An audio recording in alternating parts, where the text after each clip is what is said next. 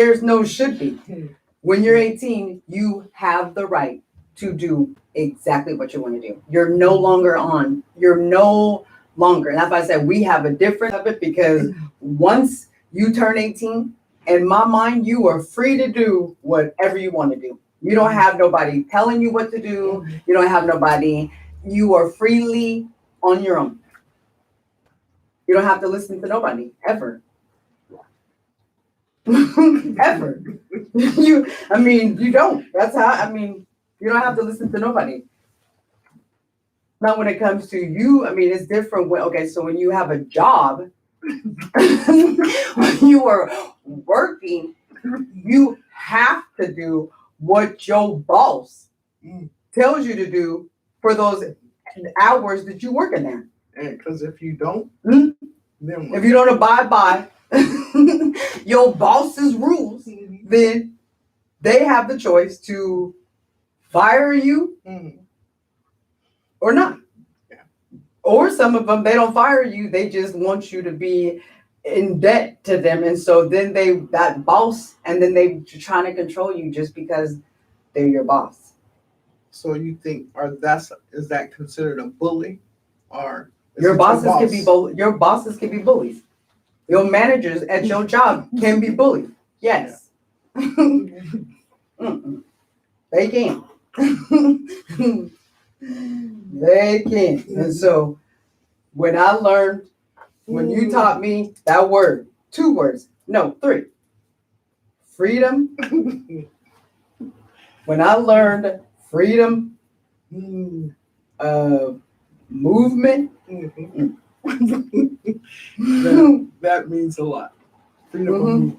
Yeah. And that's why I say that's for people when you turn 18. Freedom of movement. You're free. You're free to do whatever you want to do. You have your own choice at that point. You could do it or not do it. Yeah. When I would ask you stuff, once I was over 18, Mom, do you think you would say you gonna figure it out? You got to figure it out. Yeah. You're gonna do. You know what's right and wrong. You're 18. You have the choice to do what you want to do. Right? That's right. Okay. Now, if I was to ask you advice, okay, Mom, what should I do? And I'm not 18. I don't have a choice. I can't. You know what I mean? At 18, I didn't have a choice. That's true. I had to do whatever you said. I had to go wherever you said to go. I was under your command. It's like my kids. They was under my command until they was 18. And as soon as they was able to make their own decisions, and then they even know too, I'm like, okay, so now that you guys is adults, I really can't I can't tell y'all what to do. Yeah. I can't make you guys go with me places, because now if you guys don't want to go, they don't have to go. Yeah, I understand. They would only have to go if they want to. I understand totally. Yeah, but that's why I was just making a comment on most people that I know, no matter what age, they do not like to be told what to do, including babies. Right, and most people, okay, so then look at it like this. Most people any age, do they have a choice? Do they have any a choice? Age? No, they don't. Exactly. They don't have a choice. They have to do what their parents tell them to do. Absolutely. They might have a fit about it. Even if you do, what difference is it going to make to the parent? None. It's not going to make a difference. If you are a child and I'm asking you to do something, or not asking you, telling you. Well, as a parent, and as a parent, you ain't asking. No, you're telling you as a parent, and this is a child, and they're under 18, you are demanding you're for them to do what to do. You don't have an option. Yeah. Go and do that. You ain't ask, hey, well, can you go and pick up? No, go to the store for me and get X, Y, and Z. Period in the store. Go give me that remote control. Go get me this. You are under your parents' command. Yeah. It's just the truth. You're under your parents' command. You're right. Alrighty. Mm-hmm. So back to the mental illness. Mm-hmm. And they're saying right now, Mhm. because of the COVID, mental illness is really running rapid. They don't have I mean, yeah. they don't have enough counselors, Mm-hmm. therapists Uh-huh. to deal with Right. what is really happening out here. Right. Mhm. They don't have nobody to talk to. Mm-hmm. And wasn't that a part of the mental illness that we were talking about? You gotta have, that's what you said. You gotta have somebody to talk to. You definitely. So if it's COVID and there's no interaction really with people, Mhm. you start losing people to talk to. Yeah. So it's understandable why at this point, if there's mental illness and if it's on high alert, people don't have that interaction with people. You're right. They don't have that, they don't have that person to talk to. No. They don't have nobody to talk to. Mm-mm. And so then what happens if no one have anyone to talk to? Well, hopefully they ain't battling with any type of traumatic situations that they've had in life, because if you don't got nobody to talk to, you is now dealing with your thoughts by yourself. So, I mean, what can happen when a person is hearing voices and dealing with crazy thoughts? No sleep. I mean, so what do you think the end result might be? What do I think? Yeah. Mom. What do I? Okay, I know these got to be some trick questions. Am I on pumps or something? These got to be trick questions. I think you must just want to see my reaction to these questions. Oh no, I'm just asking. Huh? We just free flowing right now. We ain't on. Right, but when we get on there. Yeah, I just want to know. Mm-hmm. I mean, if no one, they don't have anybody to talk to. They don't know where to go for some advice. Right. They're stuck in their apartment or house or whatever they're in. Okay. They're stuck. Mm-hmm. No one to talk to. Right. Don't nobody want to hear what they got to say. Oh, wait a minute. So you just said, wait a minute. You said nobody wants to hear what they have to say? A lot of times people don't. If you got some problems, how many people is going to sit there and listen to your problems? Freely. Well, that's why there needs to be some type of resources for people to be able to have that person. That's right. That person, that's something to be able to talk to.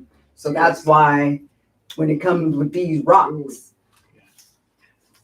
when it comes with this right here is something to talk to. Yeah. This is something you can have with you in your hand. Man. All the time. Mm-hmm. This rock right here, one thing you can say for sure about a rock. Mm-hmm. This will never, ever.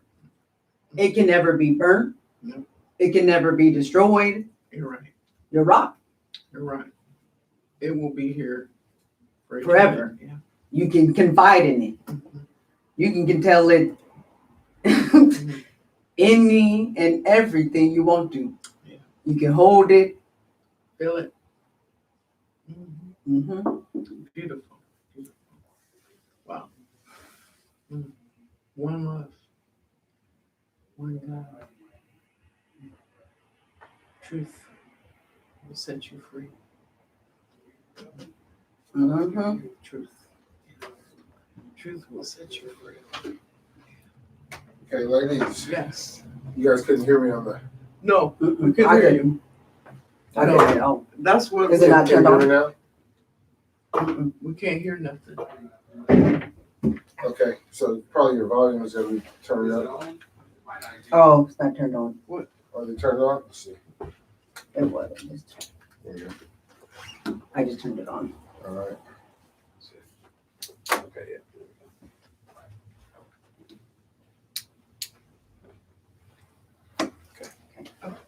Is my light on? My light's not.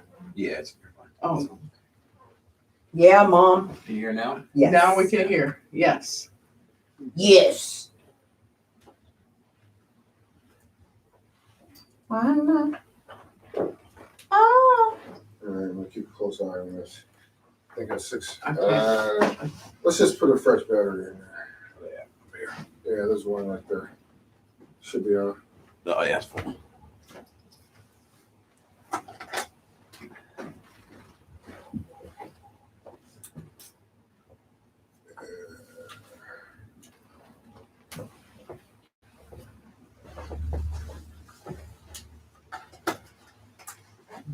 You guys is in a good conversation there.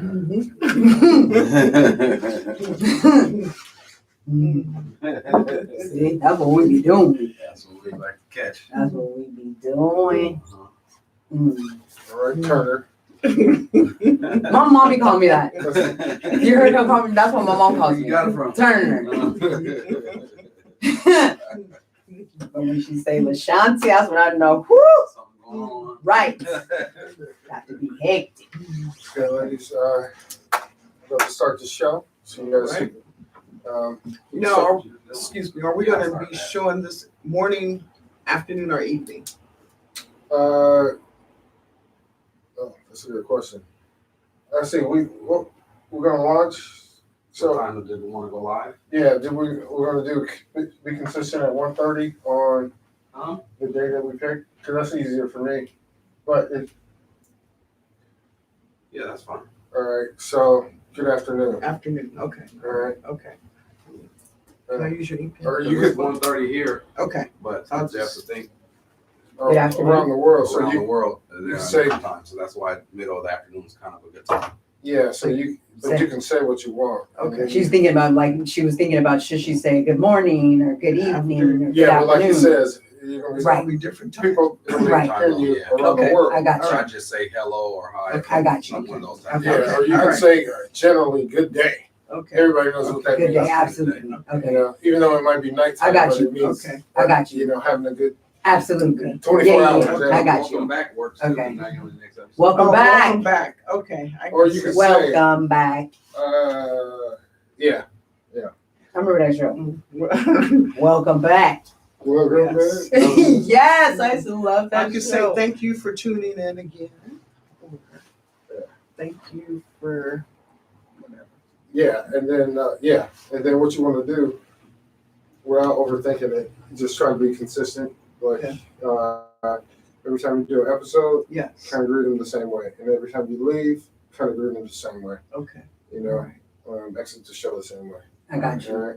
So like Tim goes, he goes something about your health. He goes, what the hell did he say?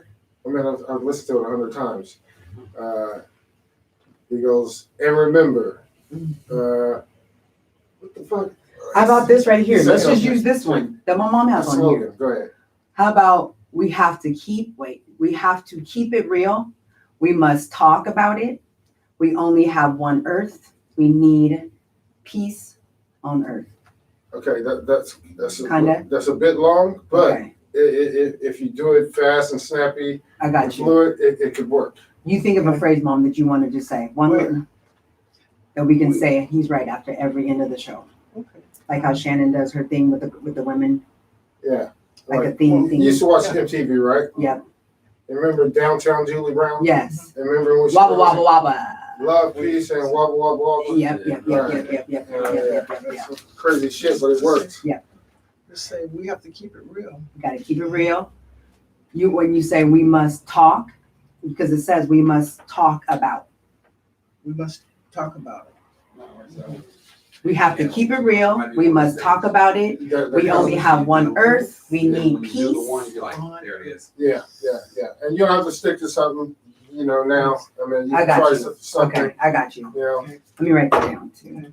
And so yeah, we're about ready. Okay. Yeah, 'cause when you do it, you'll know, you're like, that's the one. Yeah, Okay. you don't have to overthink it. It'll come. Okay. All right, and then yeah, I'll give you the door. Oh, can you hear me? I can hear Yes. All right. you. And are you Yes. starting or me? You mother. Okay. You madre. Madre. Okay. All right, is it hot in here? Let me turn It it. is warm.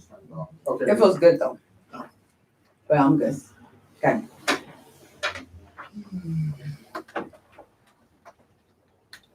You look beautiful. You do too, Mom. Mm. Okay. And this rock is upside down. Too. There we go. That's our eyes supposed to be. The longest are on top. What is little girl supposed to do? What you gonna do?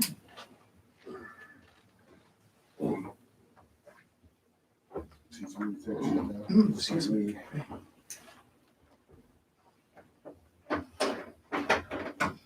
Good day. Welcome back. No, I ain't gonna say welcome back because they may not have been the first time. Thank you for joining us. Greetings. Greetings. Thank you for joining us today. Mhm. I should say that. Greetings. Thank you for joining us today. Yes. Lashanti and I decided to talk about mental illness. Okay, let me use your ink pen again, please.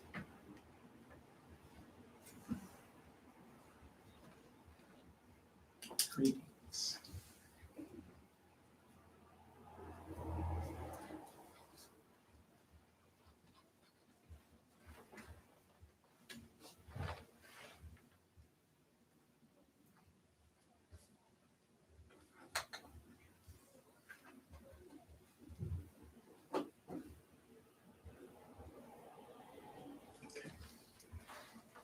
Thank you. Mhm.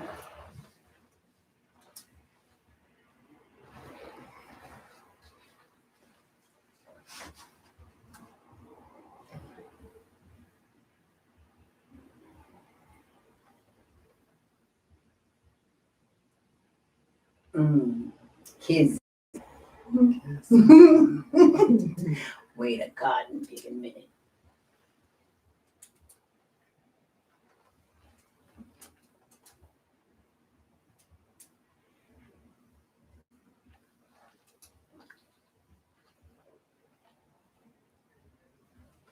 All right. Greetings. Thank you for joining us today. Absolutely. Lashanti and I, we've decided to talk about mental illness because for a very long time, people have been ashamed of the diagnosis. You're crazy. Mhm. You're mentally ill. What I have learned and experienced during my 10 years of antidepressant prescriptions Mhm. and drugs Mhm. and being out of the mental hospitals for Yeah. 10 years, Right. I've learned a lot. I learned that most of the time we do not have anyone to talk to Yeah. about our problems. Mhm. We keep family secrets Mhm.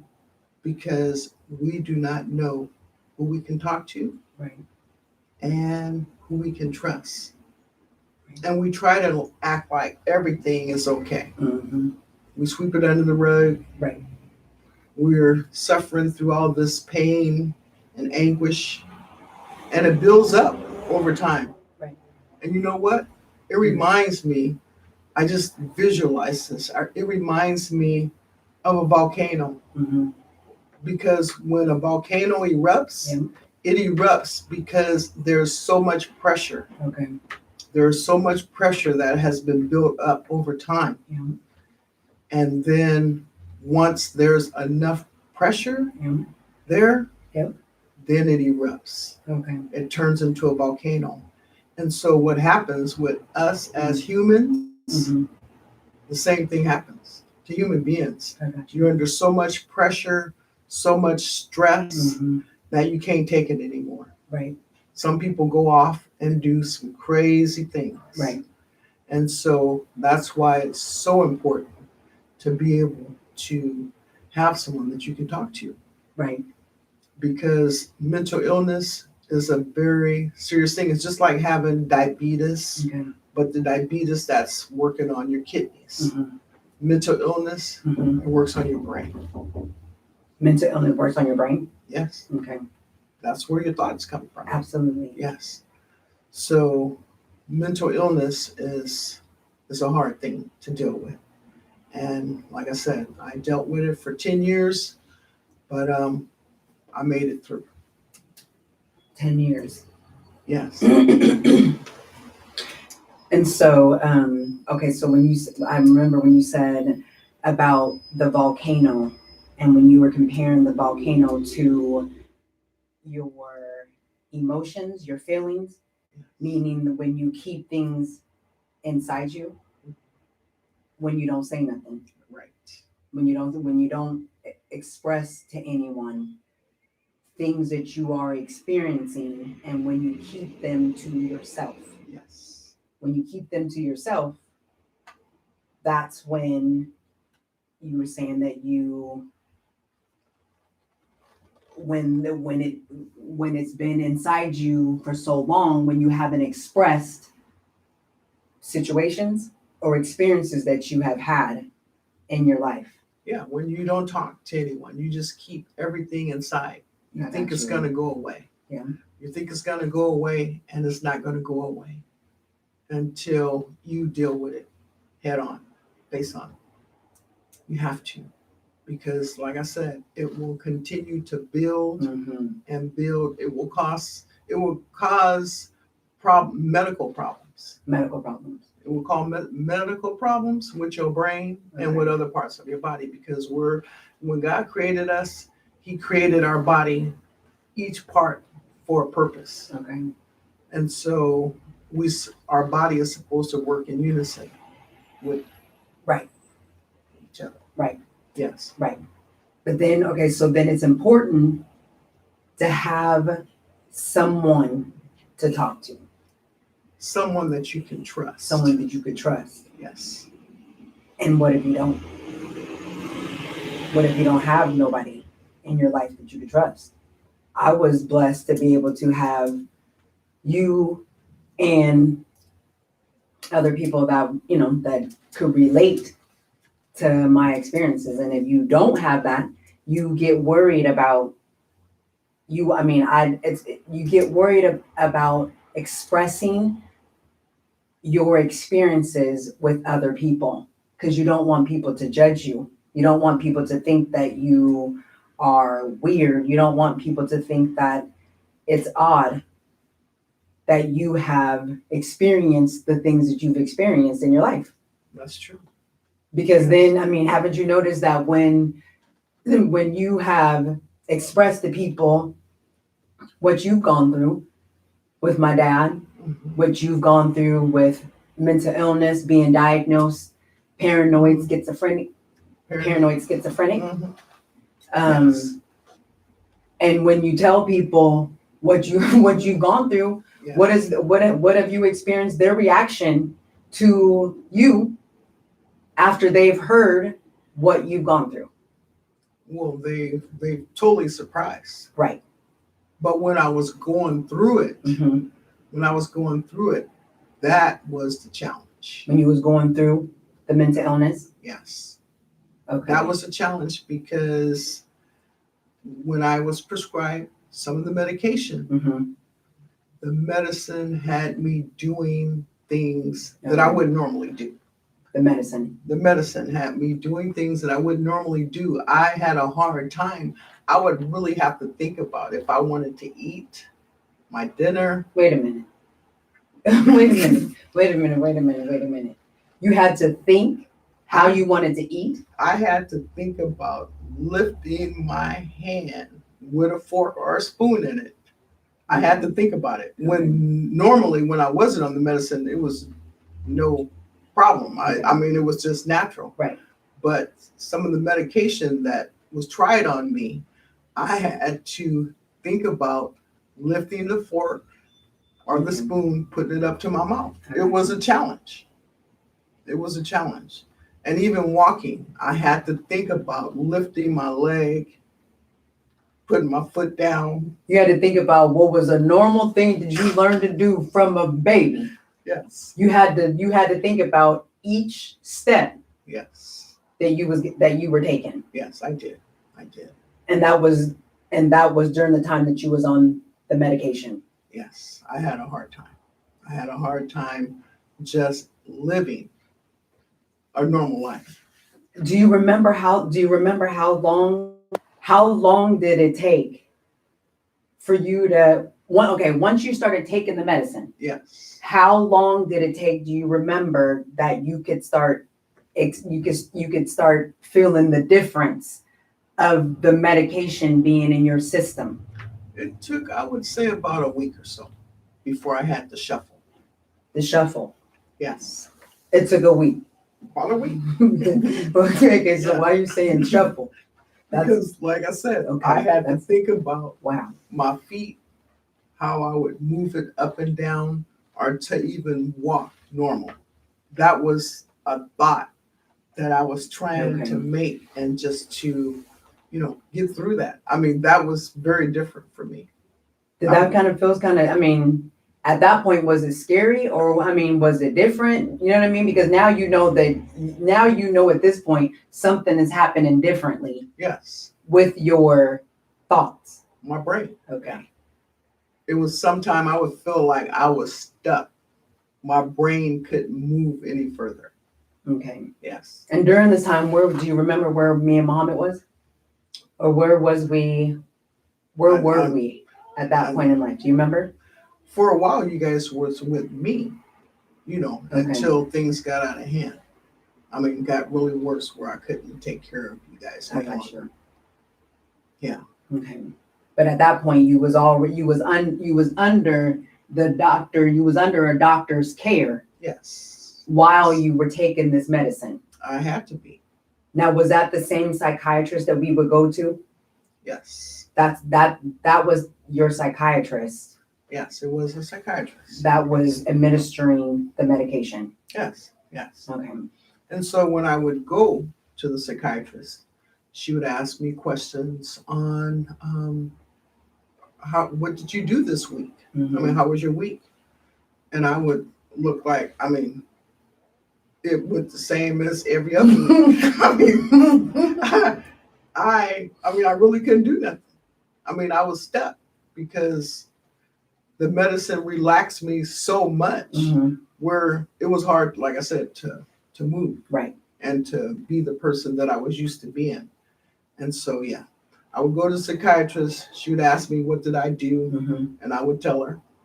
Then she asked me, did I need another prescription? How was my, drugs? If I needed another prescription. Mhm. Most of the time I did. And the last question would be, did you hear any voices? And I was like, no, I didn't hear any voices, but I knew that I did hear voices, and I did not want to say yes, because if I would have said yes, I probably would have been put on some more medicine. I got you. So I said, no, I didn't hear any voices. So you told the psychiatrist, no, you didn't hear any voices because you didn't want her to give you a higher dose of the medicine that Yes. that you were already under. Yes. Okay. Yeah, so that was a challenge. And then, they kept trying to get the medicine right. And so sometimes, I remember one time where I could not go to sleep at all. I wasn't able to go to sleep for like 3 weeks. Mom, are you kidding me? I'm serious. I was up day and night. No way. You were up for 3 weeks? Yes. Really? No sleep. So then oh my goodness. You wasn't able to close your eyes for 3 weeks? No.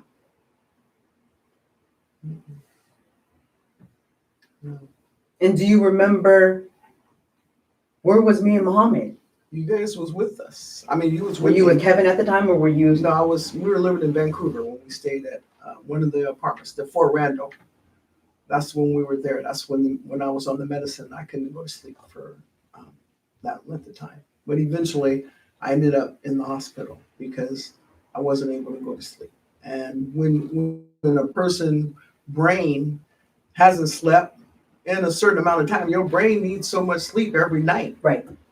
I mean, so can you imagine trying to function without any sleep for 3 weeks? Mhm. That's a long time. Absolutely. Yes. So yeah. And so did you, okay, so then that wasn't, so you were up for 3 weeks Mhm. during this time. Yes. Okay. And then you're a mom, obviously you got me and Muhammad, and you're dealing with the medication during this time and then trying to be a mom as well. Yes. Okay, but we were living in the Fort Randall In Vancouver. in Vancouver. Yep. That was a challenge. That was a challenge. Mm-hmm. And so thank God that I was healed. I was healed. I didn't even realize that you was on the medication all that time. I was on medication for 10 years. In and out, in and out, in and out of the hospitals. But I do remember a time when I was in jail. I was in jail Mm-hmm. in Vancouver. And I can't remember why I was in jail. But while I was in jail, they had me chained to the bed inside my cell. I Mhm. was in the cell by myself, but they had my hands chained and my feet chained to the bed. Mm-hmm. And when it was time for me to eat, they would come in there, bring my food, Right.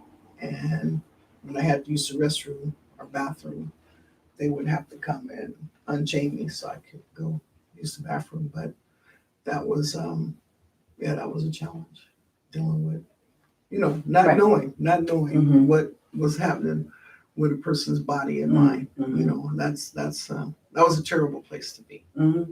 That was a terrible place to be. Right. Yes. And right. And then, and as your child seeing their mother during this time where there's these episodes of your mother, to me, I just thought my mom don't feel good. Yeah. This is during the time that my mom doesn't feel good. My mom is saying things that's not making sense, and we are doing things that's not making sense. So my mom doesn't feel good. I remember when there was that medicine. I don't know what medicine it was when your eyes was all the way back there. Yeah. But you were driving. I mean, that's not funny. Yeah. But I remember when I came home from school and you was looking up, and then when you opened the door, and then I was like, what is my mom looking at? So I turned around and I was like looking up there, and I was like, Mom, what are you looking at? And then you said it's the medicine. The medicine is making my eyes look like this, and then I started crying, and I said, you can't put them down? I couldn't focus. And you said no. Yeah. But we would be driving, Yeah, because I was. and you had fixed the mirror. I remember you had that Granada, that black Granada, It was. or like gold. gold. Gold. You had a gold Cordoba, Yes. okay, and then you fixed the mirror. Mhm. And then I remember not us driving, but you were driving, and you obviously maneuvered the mirror well enough that you was able to drive Yeah, I was. with your eyes up that way. Yeah. And so, I can't remember what we had to do. I had to go somewhere. like the grocery and- store, So yeah, yeah. that was horrible. But that was found out. That was one of the side effects Of the medicine. from the medicine. And that was when we lived in Southeast. Yes. That was before we went to Vancouver. Yes. Okay. Yeah. That was that was a challenge. I just don't understand how functionable you was expected to be on that medication and then raise your children on that medication. Well, it wasn't gonna work. Obviously Yeah. not. No, it wasn't gonna work. That's why my mom ended up taking you guys, and that's what happened because I wasn't able to function, and then that's when I was in and out of the hospitals Mm-hmm. trying to get better. Right. But yeah, Yeah. You was well, I mean, functioning. That yeah. yeah, functioning that was hard. That was hard. That was hard to do, was to function on a daily basis because the medicine, it was like it was altering my thoughts, Mm-hmm. what I could do, and I was just existing. The medicine was doing. Yeah. And then, right. Your children, we are seeing our mom and not understanding why our mother wants to rub our bodies down with Vicks, not understanding why our mother wasn't sleeping, not understanding why we was up traveling, walking and driving to places. And I mean, the interaction, that's the thing. It's like as your children, our mother was diagnosed paranoid schizophrenic, and now we are seeing our mother in this manner. Yes. That's an experience, just as your children. Yeah. That was very sad. Just me dealing with this, Mm-hmm. knowing I knew in my mind that something wasn't right. As an adult, Yeah, I knew in my mind something wasn't right. right? And I did not like feeling the way I was feeling because I would hear voices Mhm. constantly. Mm-hmm. I would hear voices constantly telling me to do things that I know I wasn't supposed to be doing. Mm-hmm. Yes, the voices would tell me to hurt people. Mm-hmm. Yeah. And I fought these voices. I didn't even want to get out of bed. Mm-hmm. I mean, that's how bad it was. I Right. really didn't want to get out of bed, but I had to. Mm-hmm. And that was a big challenge. So what happened was over time, I met a doctor that was in Vancouver, Mm-hmm. and it was Elahan Place. Okay. That was for people that had mental illness. But I went to the doctor, and he said, Belinda, he looked at my history. He said, Belinda, he said, we're going to get you off this medicine. Mm-hmm. He said, because you're not a paranoid schizophrenic. Mm-hmm. He said, you were just going through a stressful time in your life. Mm-hmm. So we're going to get you off this medication. He said, but what I need to do, I need to send you back to the doctor in Portland, Oregon, Mm-hmm. that prescribed this medicine to you to let this doctor know that you no longer need this medicine. Mm-hmm. And I said, okay. So I was sent to the doctor, and the doctor in Portland was very angry at the doctor in Vancouver because the doctor in Vancouver said, Belinda, you don't need to be on the medicine. The doctor in Portland said, yes, I need to be on this medication for the rest of my life. She said, I would never be able to function. They wanted you on the medicine for the rest of your life. That's what the doctor in Portland, Oregon said. Okay. But my doctor in Vancouver said, no, we're going to get you off this medicine. It's going to take a while since you've been on it for a while. Mm-hmm. At least 10 years you've been on this medication. We're going to wean you off of this. It took like 6 months for them to wean me completely off medicine. And so I was off that medicine. I've been off the medicine since 1989. Okay. And I'm functioning at 100%. I got my mind because I promised God, God, please, if you heal my mind, I will do your will. I will continue to love and spread the message of mental illness and how important it is to share your experience with others, because there is hope. Because through this mental illness, there was times where I wanted to kill myself because I was like, hey, if I have to live like this, Mhm. this is not living. Right. This is not living. Not knowing how to walk, how to function, that was not living. Mhm. And I asked God, please, please help me. Mhm. And the voices would say, just go to the pawn shop, Mhm. go get yourself a gun, Right.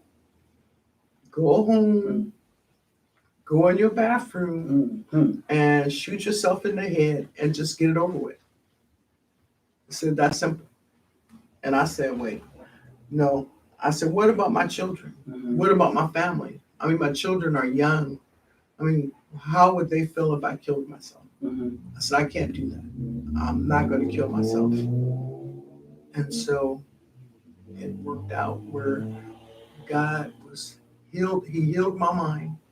I got my mind and I'm fully recovered. Mhm. And I'm so thankful. I wake up every day saying, thank you, God, for sparing me from Satan destroying me, myself, my children, because suicide, they wouldn't have understood they didn't know what I was going through. Mhm.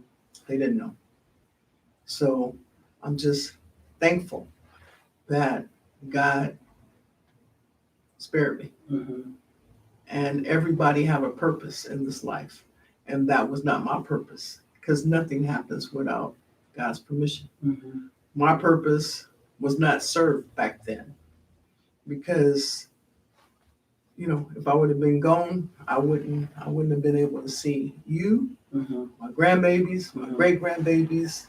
It wasn't my time. Mhm. And so that's the message, is to show your love, tell your experience, Mhm. because your life do not have to end like that. Mhm. Yes.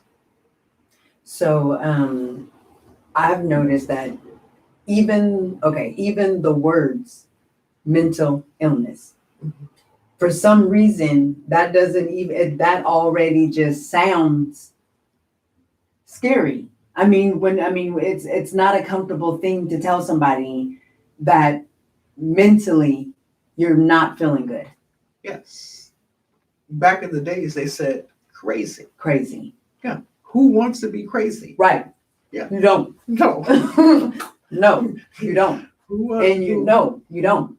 And if you was to tell someone these thoughts that you are experiencing, Mhm. that's what's going to make you not want to say anything to nobody. You're right. Because you know that the thoughts that you are experiencing and you know that voice that you are hearing is not the regular voice, is not the norm. So you're not necessarily comfortable telling someone, I'm not feeling good.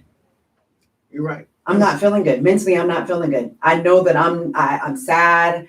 I'm not feeling like myself. I'm not feeling like I could get up out of bed. I'm not feeling like I want to get up and take a shower. I'm not feeling No. good. Yeah. I'm not feeling good. Mhm.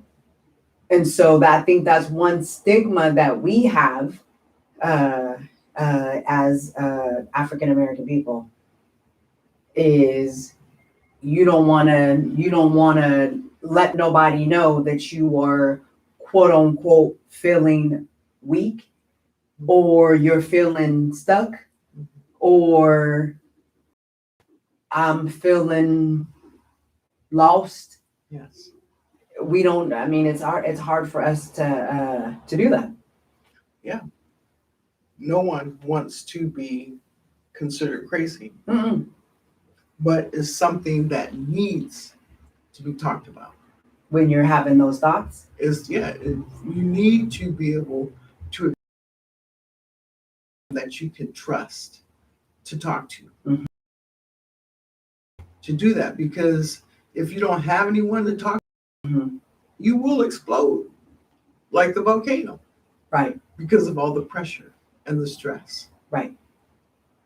So the only remedy Mhm. is you need someone to talk to, whether it's a human or if you want to talk to your supreme being. What if you don't know them? Whoever the person want to talk to. Whatever. Yeah, but yeah, they just have to find someone that they can talk to. Like I said, either spiritual Mhm. or physical. That's the only way. Oh, well, yeah, that is the only way. Or you can end up being someone like myself and you keep a lot of things to yourself Mhm. and you listen to other people's stories. You listen to other people's stories. You listen to what other people have gone through. You live your life through their experiences because you don't want nobody to judge you. You don't want nobody to judge you. You don't want nobody to think, wow, you've gone through that before. You don't want nobody to think, oh my goodness, you're hearing what? You're hearing voices? Mhm. That's so you keep things to yourself. If you don't have the resources as far as like financially to be able to get a therapist or a counselor, if you don't have those resources, if you don't go to church, if you don't have a religion, then you will be by yourself. And so how I learned how to express my feelings is I had a journal.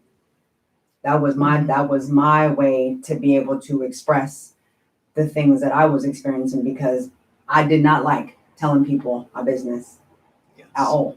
And so I know how other people judge because I know how other people's reaction has been when they hear other people's business, Mhm. how they treated them. So I kept my thoughts to myself other than expressing it in my journals or in my diary. That was the Yes. safest place because I didn't have to worry about my journal telling nobody.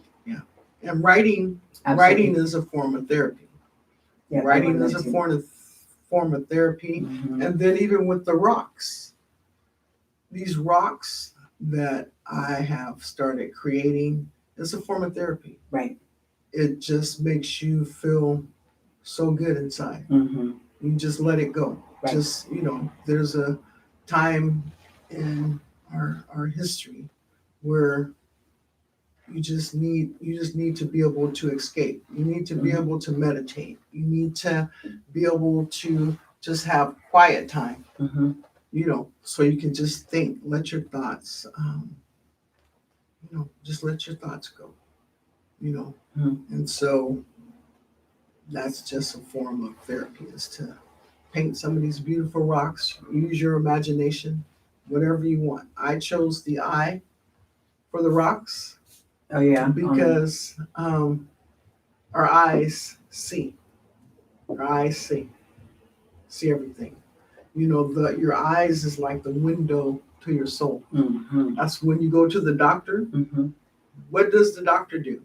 He sits you on the table Mm-hmm. and he got his little light and he Mm-hmm. looks right in your eyes to see how you really feel. Mm-hmm.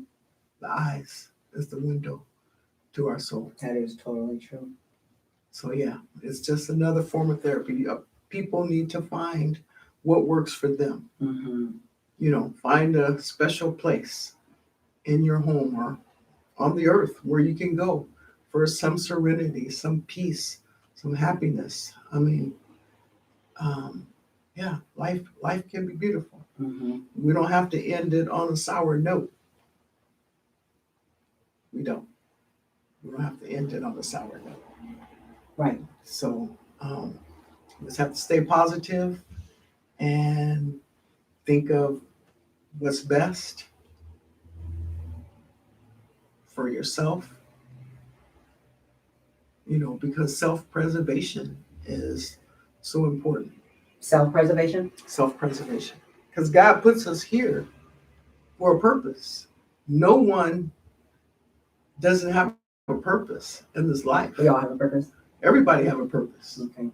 Everybody have a purpose. Just like our bodies. Every part of our body have a purpose and a function. Got you. Meaning that the heart, the liver, the kidneys, every organ has a function. Yes. Okay. Yes. Okay. Like for instance, when you wrote that poem, what was it? The body? The family. The family. Yes. Yep. Yeah. Every part of our body and even every family member serves a purpose in the family. In the family. Yes. Like when one of the family members ain't doing the right thing, Mm-hmm. you don't feel whole. You feel like something's missing. And so when something is missing, then you got to go to rehab so that it can feel better. The body. The body. Okay. Yes. Like if an arm is gone, Mm-hmm. you have to go to rehab. If your arm is gone, If a person lose their arm, I'm going to rehab. yeah, they send you to rehab because if you used to having two arms Okay. and now you only have one, Okay. they're going to have to teach you how to use one. Oh, okay. So it's kind of like a physical therapy. Yes, Okay. That's Yes. the rehab. that's the rehab. Okay. Yeah. Because they're now going to teach me how to function my body with minus that Yes. arm that Yes. I've been used to using. Yes, Okay. Now they're going to show me how to work this up in place. yes. Okay. Yes, and that's with a family. Okay. Minute and conclude. I'll let you conclude. Or you want me to? Well, I think we need to say that we need to realize suffering in silence. How do we use that? Basically, suffering in silence is a key to mental illness. Suffering silent is Suffering in silence. do When not you ask me when did I realize I was suffering in silence? and And then suffering in silence, meaning when you don't have someone you feel comfortable speaking with, expressing yes. things that you have gone through Mhm. in life. So how are you going to word it? That's what he's asking for the closing. No, you go ahead. No, I'll let you. You don't want to do it? Okay. Because Oh. yeah. All Go right. ahead. Oh, so he'll let us know. He said a minute. Okay. Yeah. All right. And the conclusion is to do not suffer in silence, because the key is being able to express your feelings and what is bothering you. You need to talk, journal, and find a peaceful place. Think positive thoughts, Mhm. show your love and appreciation, and everything will work itself out. Just don't try to do it alone. Mhm. Have someone that you can talk to, that you can express your thoughts to. I mean, that is so important. That's why God put us here. He didn't put us here to be all by ourselves. That's why we have so many people on this planet. Mm. He wants us to get together and to talk to one another. That's the key. Do Right. not suffer in silence. Tell somebody.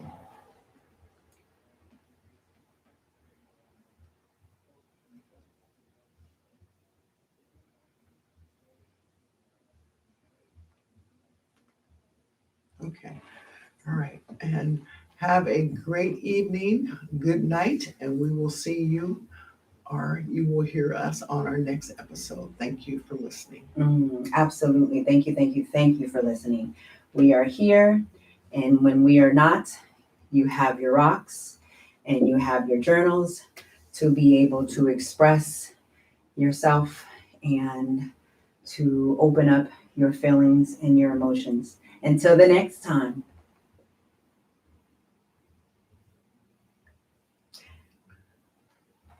The name of our podcast is What a Little Girl is Supposed to Do.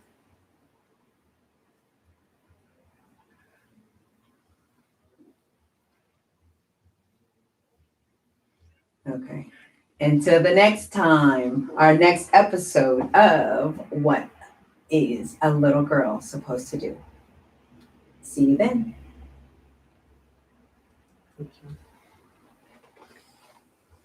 Yep, beautiful. All right.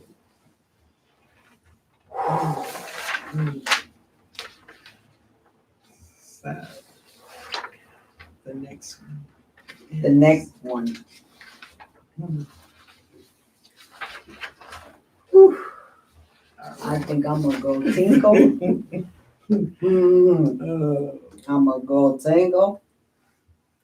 Oh, can I use your ink pen again? I just need to write.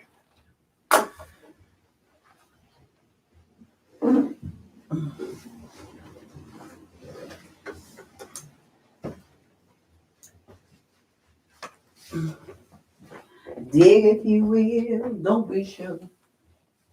You are now engaged again. A sweat of your body covers me. Candle my darling.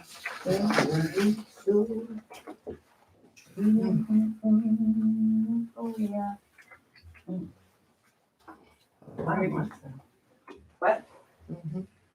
What, Mom? I said, all righty.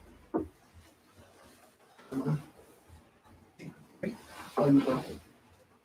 You said we could take a break. Yeah, I'm gonna go Tinko. All right.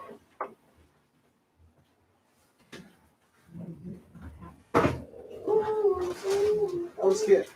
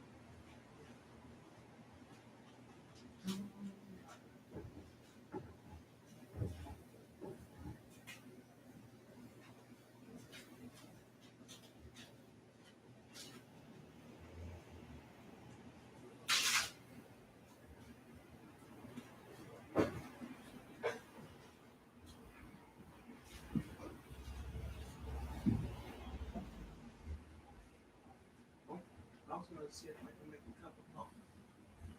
You was gonna see that? Yeah. What you say, sir?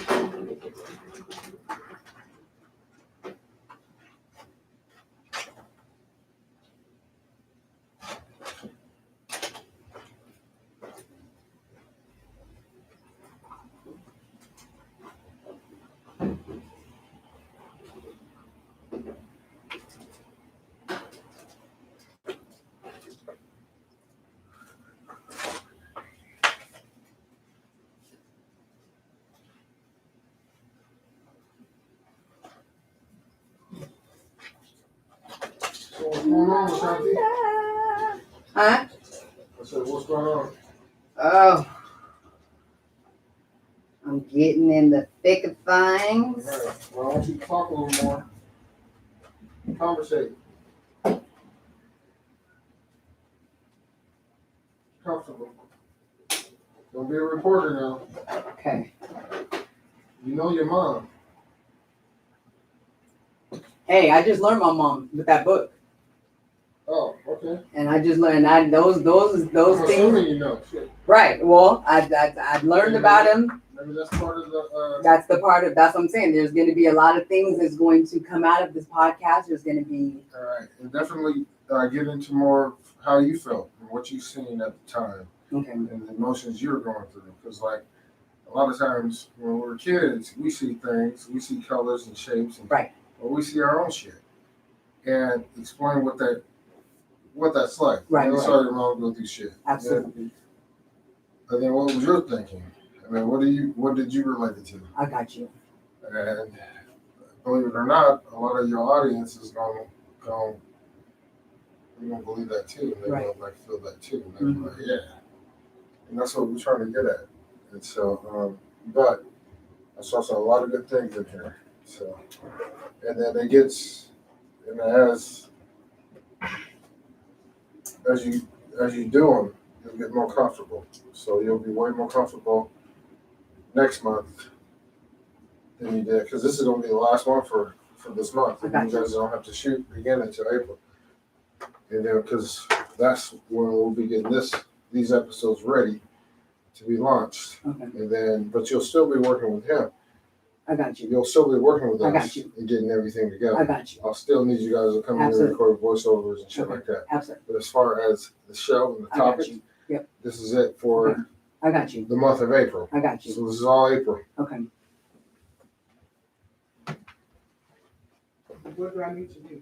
Okay. Wait. So then. Oh, then no, we I got didn't you, I need got you. to- So we don't come back again to do podcast taping until April. Yeah. I mean, because you got them done for the month. I got you. Because in April, the first one will be launched. I got you. Okay, and then Okay. you'll be recording. I As got it you. launched. Okay. You see, they'll already be going. I And got we'll be you. pumping and advertising each week Okay. for each show. Then okay. Right. Got you. Got you. Got It you. all makes sense. I got you. Trust me. I got you. It will. So all the things, the pictures and everything, it all makes sense. All right, let me take a. Hello?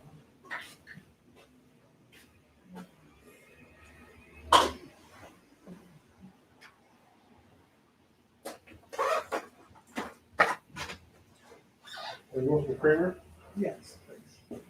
Yeah, he got some. You have some? Yeah, I do. I don't know. I mean, I haven't opened it yet. Oh. I bought it a while ago, so I don't know how old it is. Oh, okay. Yeah, it's hard to do.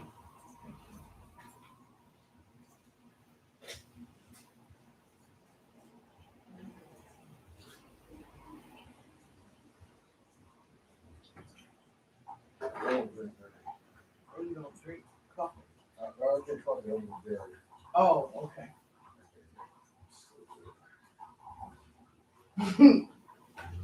Oh, you got the good creamer. Yeah. Well, good stuff. The good creamer. Ooh. I think I want a cup of coffee too. Is it too late, Justin? Just one cup at a time. It's a Keurig machine. Does he have you have another cup? Look at that. Oh my gosh. Okay, I need it. See, I'll do Yeah, you can just take one in. I'll do it. Yeah, yeah. Or is it you can just sort of water out? Thorn City. Yes.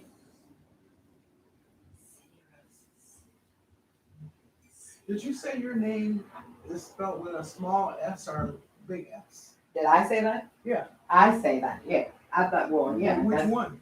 Huh? Is it the small S? No, or it's a big S. Oh, it is. I tell them that The what. creamer seems good to you, right? Go ahead. Mhm. All right. I just opened it. Okay. So. Stuff is nuclear anyway.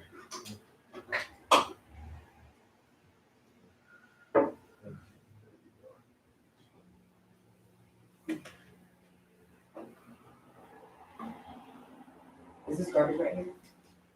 Garbage over. Good coffee. Wow, Justin. Yeah, and I don't have another story, so. No, it's okay. You can use this one. I just stirred it. Thanks, Mom. Beautiful. I love it. I'm gonna overspill because I usually do this one, but I think we're good.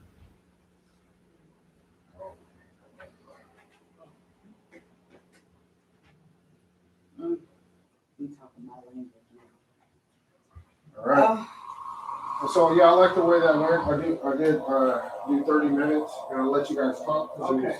like yeah, it's a really good flow. Okay. And so and like I told her, I liked, and we definitely got a podcast out of it.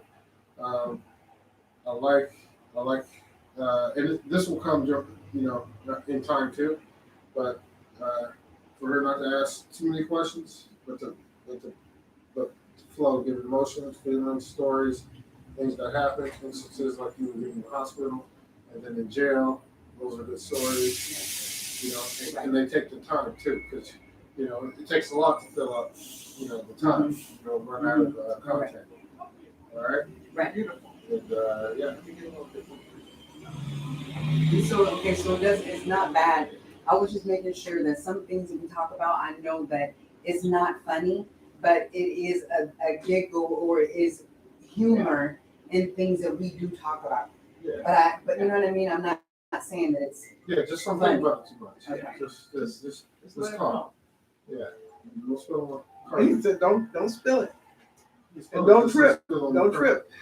I got this.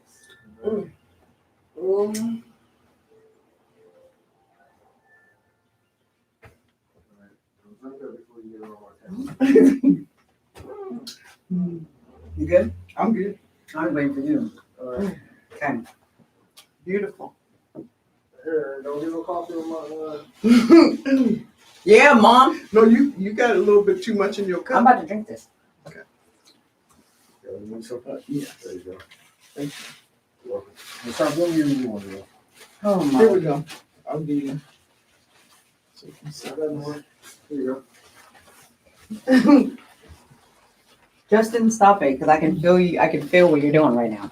He don't want his stuff messed up. It ain't gonna be. Yeah, I got a business. Yeah. I got a show tomorrow. Maybe spill that on my. Don't spill that. Yeah, I got a show tomorrow. We're working dude. Yes. Sharpie, drink that down. Hmm? Drink that down. You're nervous. I can feel you being nervous right now. You know what happened over the last couple of weeks? I had a dude knock over my light, knocked over my camera. Oh. Yeah, so these things happen. So, Yeah. They do happen. Yeah, they have. So that's all. Okay, wait. So It's let not me, personal.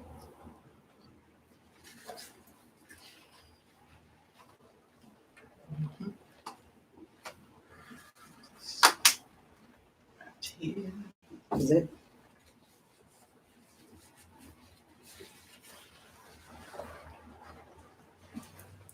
All right, what's the topic? The topic is molestation. Molestation? Yes. Mm. Mhm. Remember, I wrote mine. You're gonna freelance I'm a yours. freelance. Yes. So it's gonna be a half an hour, so that way I can go into more of what I'm doing here. Yeah.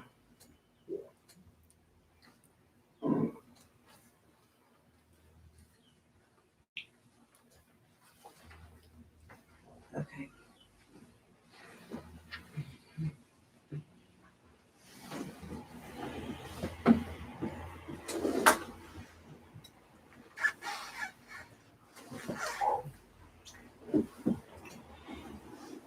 Should I move this out off the table?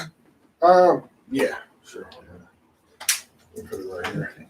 Okay.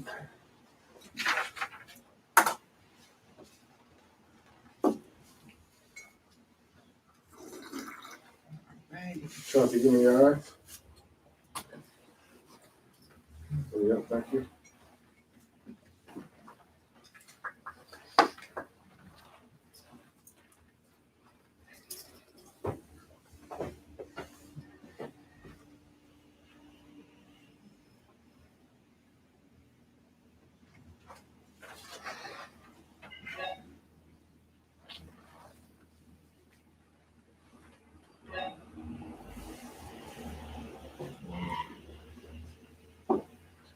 All right, and so let's see, molestation. So that's this episode, right? Yes. Okay.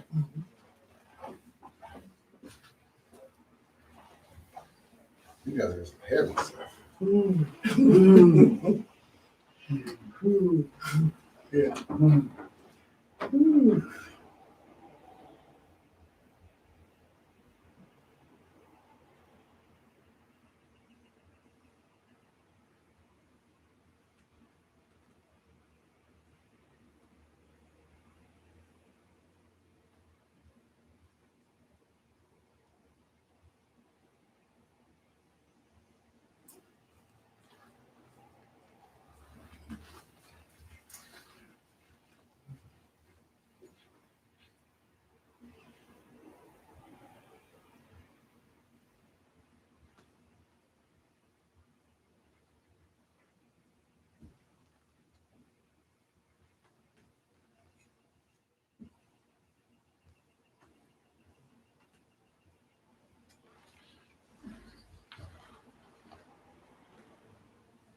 We're ready. Ready. Yes.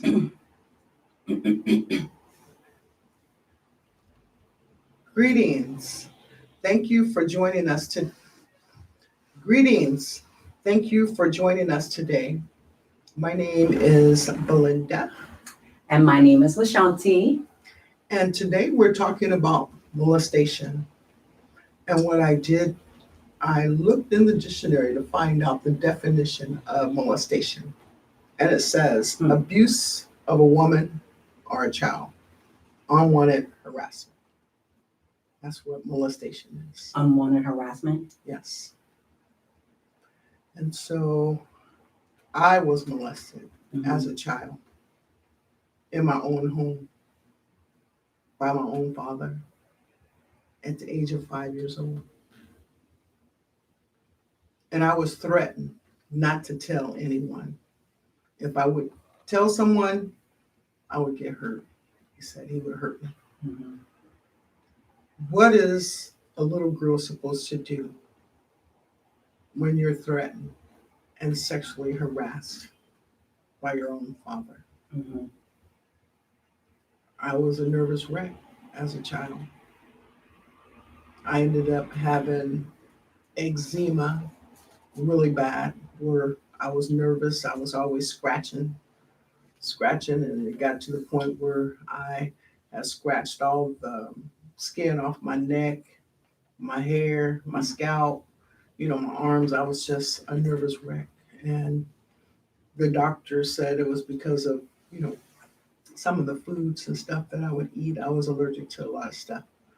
But I never said anything until I was an adult to my mom about what happened to me. Mm-hmm. And so, I kept everything to myself. And I didn't tell my mother until I was an adult. I had went to Chicago. Mm-hmm. I decided, well, what happened? My mother and my father, they ended up getting a divorce when I was like 8 or 9 years old. Okay. Thank God. He left. Okay, so then from the time that he started molesting you, you were 5, I was 5. and then him and grandma stayed. He was inside the house for 3-4 years. No, probably 2 or 3 more years. Okay. Sorry, go ahead. Yeah, so he was still there at the house, but my dad, he was a good worker. He worked for Union Pacific Railroad, Mm-hmm. but on the weekends, he would buy his whiskey. He would Grandma let him drink? not let him. He Oh. said, So whiskey was allowed in the house. well, my father said, hey, he's the breadwinner. Okay. Ain't gotcha. nobody gonna tell him what he can drink, what he can eat, what he can do. No, he was gonna do what he wanted to do. Okay. So yeah, he would buy him a bottle Mm-hmm. of liquor, Mm-hmm. and he would drink on the weekends. Mm. And sometimes he would get really drunk. I Gotcha. remember that he would get drunk. But so that was part of the problem. Him drinking. Yeah, him drinking. My mother did not like it. But yeah, so I don't know if that is what triggered his behavior, What triggered? him wanting to molest his own child. But hadn't he already been molesting you at that point? Well, that's what I'm saying. I was 5. Right. And so he was drinking. He would drink alcohol. Right. So I don't know if the alcohol changed his thoughts about molestation. I don't know, because sometimes alcohol does change the way people think. Yeah, it makes you more comfortable to do things that you really want to do when you're sober, in my opinion. Alcohol doesn't make you not do stuff that you don't want to do. It makes it more comfortable for you to be able to, Yes. in my opinion. And that's why I said I don't know if alcohol played a role in his decision making. I have no idea, because I've never really drank alcohol. I mean, that wasn't something that I really wanted to do. I didn't like the taste of it. And so, Well, your daughter, on the other hand, she liked the taste of alcohol. all right, Mm. that's okay. Absolutely. As long as you keep Right. everything under control, that's Absolutely. all that matters. 21. And so I kept everything to myself. Mhm. I never told my mom until I was an adult. And so what happened was they got a divorce when I was 8 or 9 years old. Mm-hmm. And so he moved to Chicago, my dad, Okay. because that's where the rest of his siblings were. The majority of them, they lived in Chicago. Okay, so your dad was the only one here in Portland, Oregon that was in his family. Yes. Okay, Yes. Everybody else was in Chicago. got you. So my dad moved back there, and there was no contact with him. Mhm. I mean, no one kept in contact with him. Okay. And so when I was 17 years old, Mhm. I said, I want to go to Chicago so I can meet my other side of my family. I want to meet my dad family Mhm. and, see how everything go. Mhm. So, because I was 5 when he did those things, Mhm. but I went to Chicago, and he described what he looked like and what he was going to wear, because I didn't know what he was Okay. going to look like. That was Gotcha. 12 years I later. got you. Okay. So I met him at the airport, Mhm. and when I saw him, I knew who he was right there. He was Okay. tall. He was like 6'4", 6'5", Mhm. and I knew who he was. So we met, and he gave me a big hug and everything. And so there was no mention of what had went on Mhm. when I was 5 years old, Mhm. until later on that night, because where my dad lived, slept, he lived with his aunts, Mhm. his older aunts. They slept downstairs, and my dad had a room upstairs. It Mhm. was a big loft, Mhm. where it was long up there. There was 2 beds up there. My dad slept in one bed, and I slept in the other bed. Mhm. But in the middle of the night, okay, Mhm. in the middle of the night, it was like 2 or 3 o'clock in the morning. Mhm. My dad wakes up and he says, "Girl," Mhm. and I'm like, "What?" He said, "Come on over here to my bed." Come on over here to my bed. Yeah, he said, "Come on over here to my bed." He said, "I want to ask you something." But are we asleep at this point? It was 2 o'clock in the morning. Okay. Yeah, So he wake you up. he woke me up. He Mhm. said, "Girl, I want to talk to you." Mhm. He said, "Come on over here to my bed. Sit right here." Mhm. And I'm like, "Okay." And so I'm a little nervous Mhm. because last time I seen him, was when I was 5, Mhm. that I can remember. I was 5. Mhm. And so I sat at the end of his bed, Mhm. and he just sat there and stared at me, looked me in the eye. Mhm. And I told him, as he was looking at me, I told him, I said, "Dad," I said, "I remember what you did when I was 5 years old." Mhm. He said, "Okay." Okay. He said, "Okay, girl." Mhm. I said, "Yeah, I remember what you did. I remember everything." He said, "Okay." Okay. Yeah, he said, "Okay." And he ended up saying, "Okay, you can go on back to your bed." Going back to bed. Yeah. He said, "You can go on back to your bed." Okay. And that was it. And how old were you? I was 17. So you hadn't had me yet. No, So you went back to Chicago alone. alone, to visit him and my dad. I mean, and my relatives, because all of his siblings lived there. So yeah, I was the first one out of the family, mainly the first one, to go back Mhm. and to visit with my father and my other relatives that live in Chicago.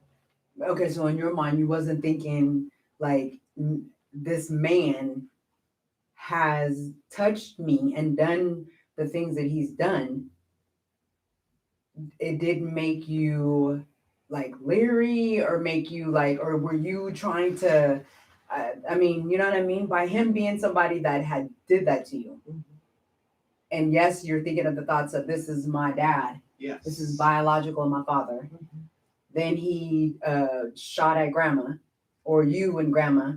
I remember Well, you said that. well, he shot in the window when my mother was, she had my younger sister, On Cookie. Cookie. She was only like 6 months old. Okay. She was like 6 months old. He shot in the window because my mother had separated from him.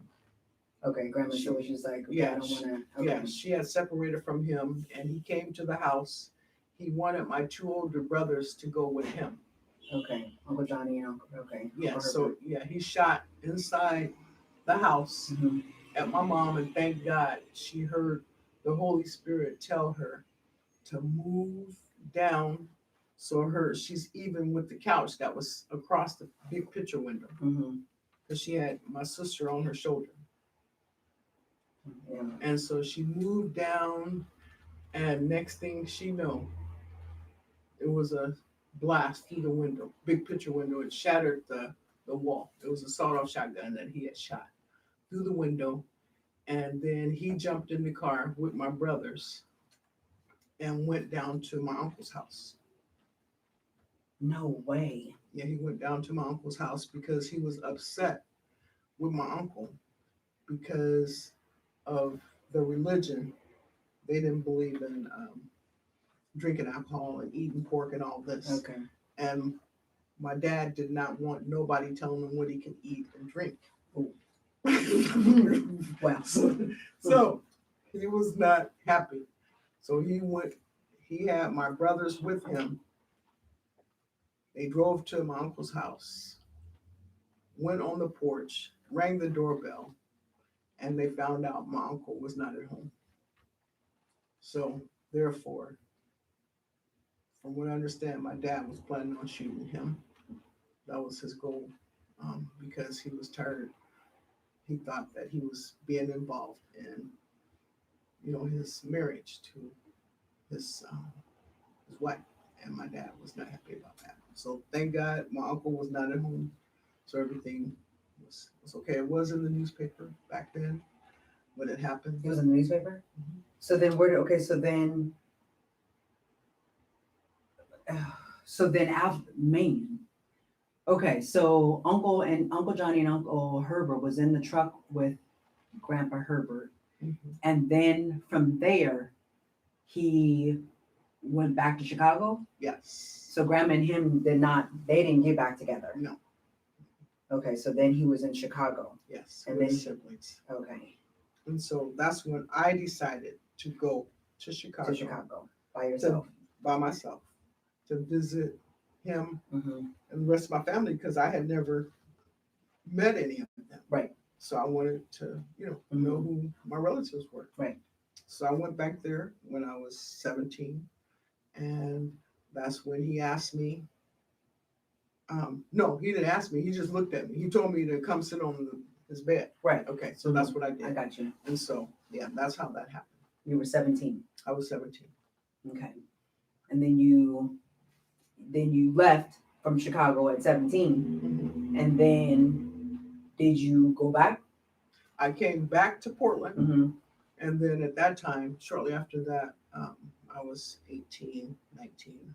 I ended up meeting your father. Okay. And me and him got married, had 2 beautiful children. Mm-hmm. Well, at the time, only had 1. Me. Yeah, I had you. And I went back to Chicago to visit.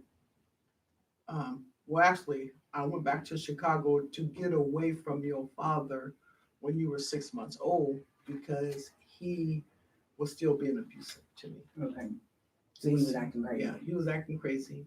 So I decided to go to Chicago to get away. So you was going there. You was going to Chicago to move to basically relocate. Yes. To get away from my dad. That was the plan. Okay. Yes. Okay. So after I got to Chicago and I stayed with my dad, and that's when there was my aunts, they were there. It was 2 older women, Mm-hmm. and they would go to church on Sunday. Okay. And so this particular Sunday, I was there with my dad at the house, me and you Mm-hmm. and him. Mm-hmm. Well, he was drinking. He was drinking his whiskey. And so he comes downstairs. I'm breastfeeding you on the couch. Mm-hmm. And he's sitting there staring at me, Staring. breastfeeding you. Then he started begging. Hmm? Mhm. What do you mean start begging? Because first of all, okay, I'm like, okay, so he was looking like this is my daughter, like help. I mean, looking like what? Because you know that there's a difference, obviously, looking versus looking. Yeah, he was begging. He was begging, begging for what? He wanted to breastfeed me too. He asked. No way. Yes. Your dad asked you to what? He wanted to suck on mine. Your dad asked you to suck on your breast? Yes, he did. He did. He was begging. He was begging? He wanted to do that. And I kept on saying, no, Dad. I said, you're my father. You're my father. Out of all these women in the world, why are you asking your own daughter, your Mhm. own flesh and blood? He said, because there's just something about you. You're just so special to me. And I told him, I said, you sick. I said, you're a sick man. And he looked at me and he said, I'm gonna go upstairs and get my rifle. I said, what? He said, yeah, I'm gonna go up there and get my rifle. He said, because you talking crazy. And I was so nervous. And so I tried to call our aunt. She lived like across the way through the alleyway, Aunt Flora. Mm-hmm. I tried calling. I told Dad, I said, well, I got to get out of here. And he was going upstairs to get his rifle.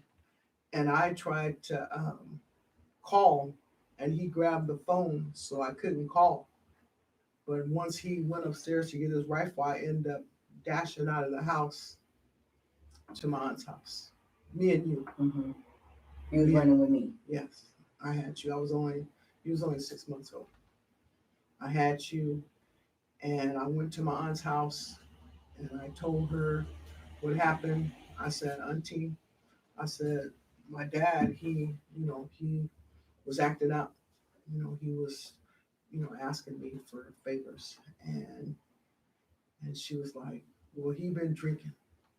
He been drinking, and I got to thinking. I was like, I didn't. Mm-hmm. They didn't know about what he did when I was younger. And I was like, well, I'm thinking to myself, no, it ain't just drinking. Mhm. I said, so no, he, I'm not gonna stay here any longer. Right. So I said, I need to go back to Portland. I need to go back Mm-hmm. because I can't stay here. I was frightened. Right. So they made it a way so I could go back home. I was able to come back to Portland. I left. But yeah, I was so scared. I was very scared. And for one to even sit here and even be thinking of the fact that you're having this conversation with your biological father, and I had this experience, and we're sitting here talking, you're not even acting like what you even did was wrong. Yeah.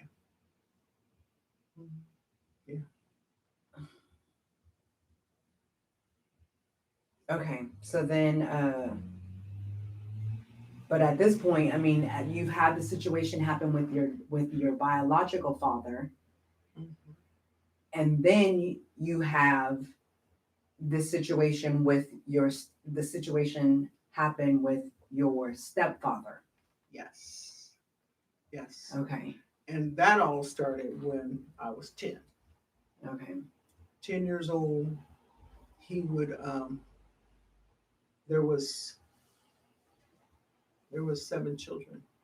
Yeah, my mother had 7 children. 7 of you guys. hmm And my mother was working graveyard shift. She Mhm. worked for the airport. She worked graveyard shift, and so what he would do is he would come to my room Mm-hmm. and put money under my pillow. Okay. Mm-hmm. He would put money under my pillow all the time. And but this particular time, he came to my room and said that he wanted me to babysit. Mm-hmm. He wanted me to babysit my younger brother because he was going to be going out that night. Mhm. I said, okay. My brother, he was a baby. I'm 10 years older than him. And so I went downstairs. That's where my brother was in my mom in his bedroom. And um, I got into bed. I mean, he was gone. I got into bed. I'm sleeping. Next thing I know, here come the man, stepfather, getting this black butt up in the bed. And I'm like, wait. I mean, I'm thinking you supposed to be gone, and now I'm in the bed, and you up in here with me. And my younger sister, she heard me crying. Come on, leave me alone and don't do this. And finally, I mean, I cried enough where he let me go to my own room. Mm-hmm. So yeah, this went on for quite a while. But yeah. So I'm thinking, what is the little girl supposed to do in your own home? Mm-hmm. Dealing with this was the second, um, experience with a grown ass man Mm-hmm. trying to mess with a young girl. Mm-hmm. So that was another problem. And then after that, my mother ended up having to get rid of him because there's something that happened in the house that was not supposed to happen. My mother ended up having to get rid of him. Get rid of the stepdad. Yes. Okay, so something else happened inside the home, Yes. but you hadn't said anything to grandma No. about what Jimmy had done to you. No, I didn't Okay. say anything. Okay. So he ended up leaving. Mhm. He had to leave. And Then next, my mother's brother, he came. He was there. He started messing with my sister Mm-hmm. and me. Mm-hmm. And I was like, dang, what's going on? So the one time that I was in Chicago, that's where my mother's brother ended up living in Chicago. So what happened? I spent the night with him and his wife. Mm-hmm. But the next morning, his wife, she owned her own business. So she ended up going to work that morning. And I'm in the bed asleep, minding my own business. Mhm.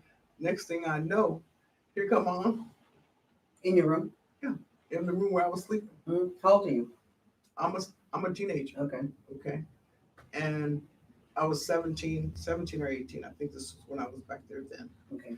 And he was like, well, can we finish where we left off? Like, I mean, when he was in Portland, Mm-hmm. he come in the room saying, can we finish where we left off Mm-hmm. all those many years?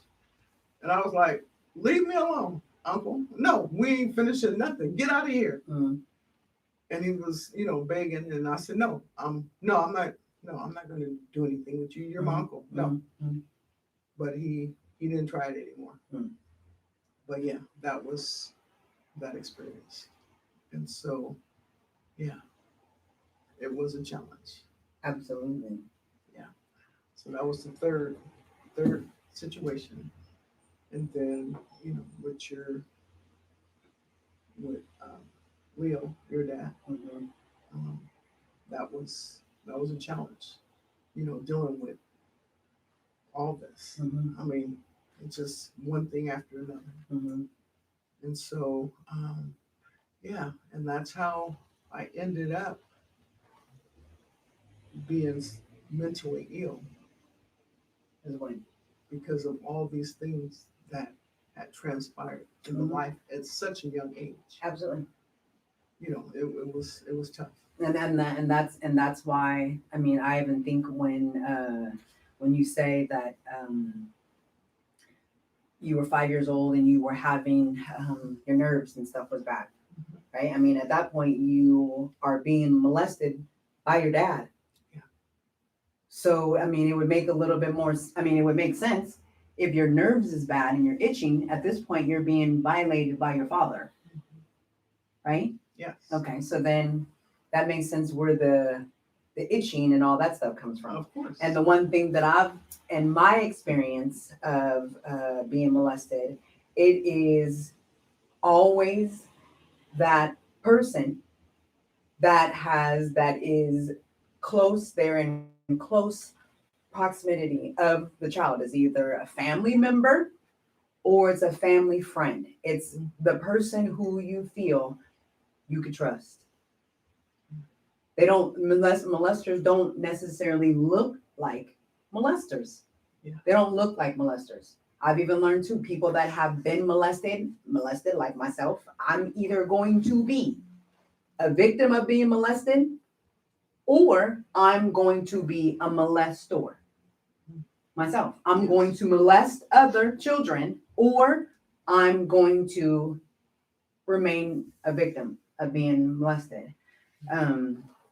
And my times of being molested, I know that it started with me when I was when you was together with Kevin. When you was together with Kevin, and I want to say I remember his name, and when we would go over there for some odd reason, he wanted me to sit on his lap. And then I remember I used to tell you, Mom, I don't want to sit on this man's lap. It's weird that he's even asking me to, and I don't know him. And I would say, Mom, I don't want to sit on his lap. Mom, I don't want to sit on his lap. And then you would just say, Shanti, just go over there and sit on his lap. And so at the table where we're supposed to be eating, he was rubbing on my nana. And so I'm looking at you, I'm looking at my dad, stepdad at the time. Like, this man is rubbing me underneath the table. And so even to think about how I'm looking at you guys to try to show you guys like I'm dealing with this situation that's not okay, You guys obviously didn't pick up what I was saying. Yes. And so that was Max. And then I want to say that after he must became comfortable with that, because it ended up being every time we went over to that house, if he's Wow. there, he's rubbing my nana underneath the table. Then there was the time that he was supposed to have been showing me these sculptures or these artifacts or something. And then he was like, give me a kiss.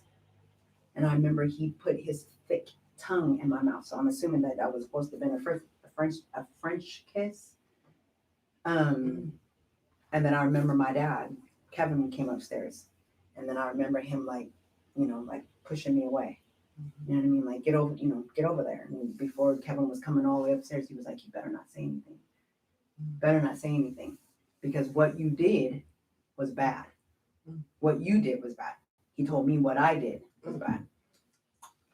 And so I think that was a form of him programming my brain to make me think if I say something to somebody, I'm not going to say nothing to nobody, because you now have me thinking that I'm the one that did something bad. Yes.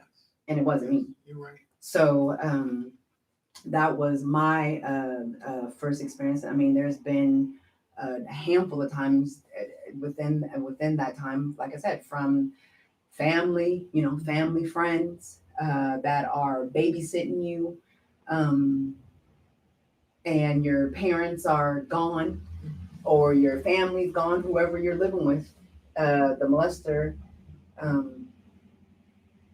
they just got full reign. I want to say that even after being molested is touching, right? Yes. After, I want to say my first experience me having sex was when I was molested. I know that I was being groomed. I was being groomed.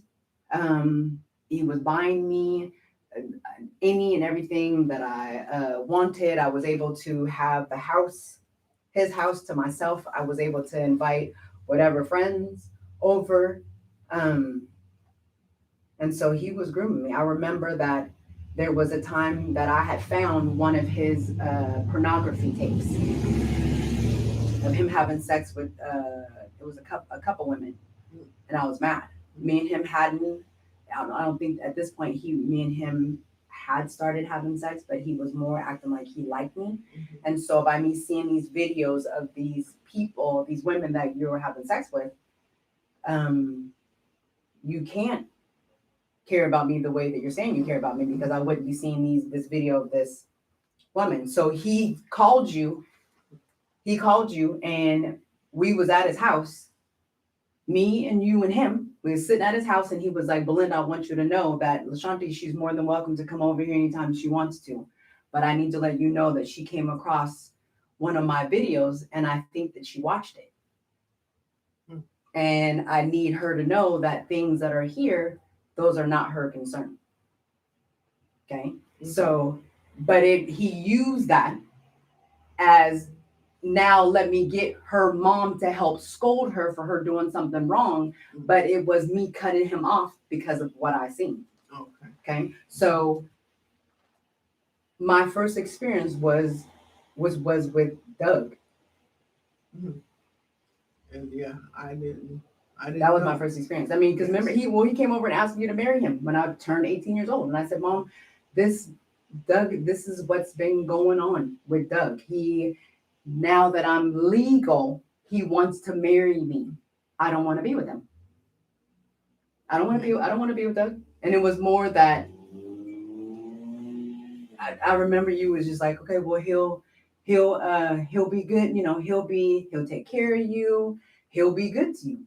And then I was just like, but I mean, this is what's been going on with this man ever since I was a teenager. It's not okay. And that was probably during the time that I was sick, in and out of the hospitals. Because remember, I was in and out of the hospitals from 1979 to 1989. And 1989, you would have been 17 years old. This was when you was married with Ron. Yeah, that's what I'm saying. I was 17 when, so so how long was that going on? What age were you during that I time? mean, it started when we lived downtown Vancouver, and I probably was like, I don't know, maybe like 17. I want to say that it was after my sophomore. It was after my sophomore year. Yeah, I was before you were 17.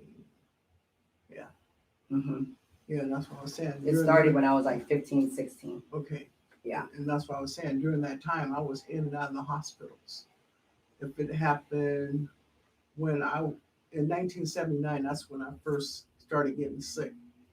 In 1979, you were 1979, I was 7. 7 years old. Hmm And then 1989, you was almost 17. So that's what I'm saying. This thing that was going on with Doug, that was during the time I was sick, and that's why I wasn't aware of all the stuff that was going on during that time. Right. Well, I didn't tell you until Doug came over.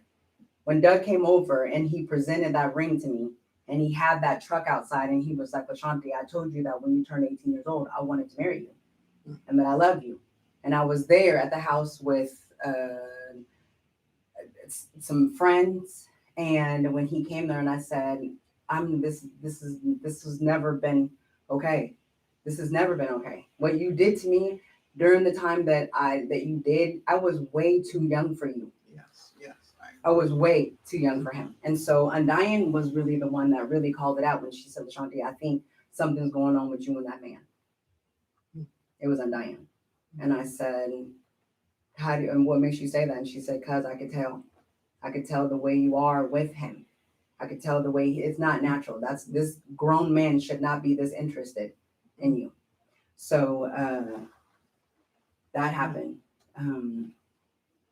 with Doug. And then I remember when I wouldn't say I was molested by him, but I was propositioned by him on a nightly basis, maybe at least once a week. He would come in my room. Go ahead. Well, that would be considered unwanted molestation if he was propositioning you. I mean, Your ex-husband. yes. Ron. Oh, run! Mhm. Whoa, I didn't know. Right. Yeah. He was coming in my room. He had $100. Well, I told you, and I left. He was come in my room and offered me $100. Wow. Here, if I give you this $100, and I will give it to you every time your mom leaves and goes to work, you just have to promise me that you won't ever say anything. Wow. And it would be a nice, crisp $100 bill. So after so many times, I would just be like, "Bro, I will punch you in your face if you don't stop coming in my room and asking me that." And so then I left for like a couple weeks. And I remember I talked to you and I was like, "Mom, I can't be here. Not when your husband is going to be propositioning me. I can't be here."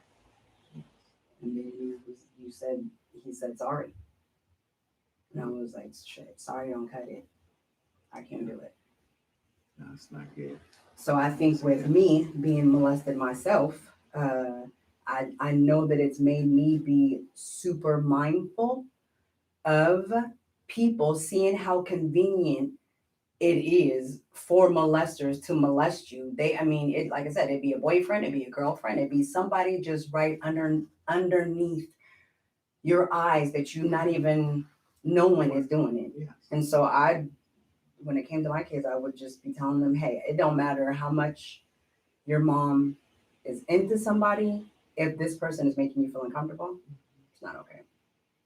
It's not okay." You're right. And especially when you have the fear of not saying Yes. nothing.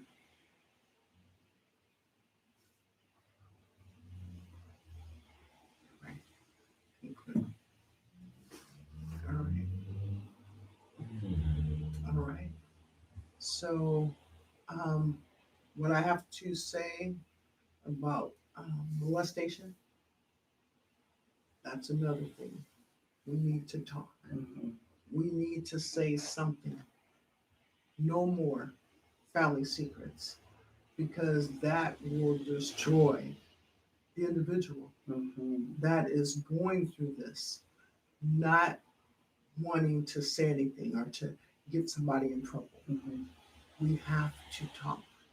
We have to let our parents or someone know that's close to us Mhm. that this person needs to go to jail, especially you're underage.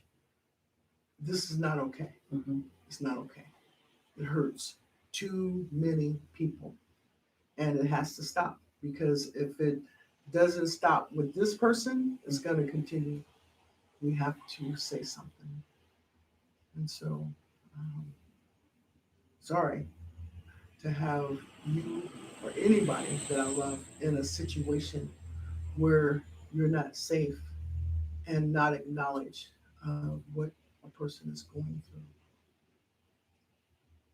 Absolutely. And then that's the thing, and that's the thing too. Like, I mean, being a product of or a person that has been molested, I understand how when you keep that within because you're ashamed and you don't want nobody to judge you, we are here to tell our story and just to let folks know how important it is when things like this do occur, Yes. how important it is to journal or to be able to have someone to be able to confide with, because keeping secrets of being ashamed of being or whatever it is, that things that we've had no control over, it's not good.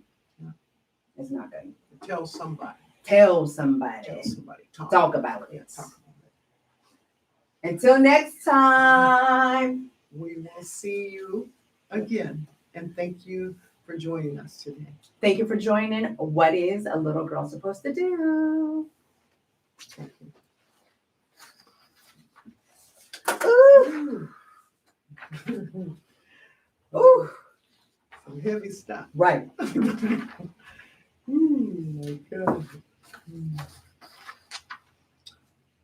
Some heavy stuff. Ooh.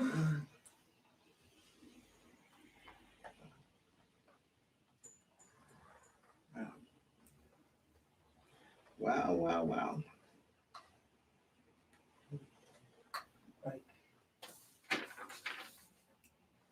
It was all looking.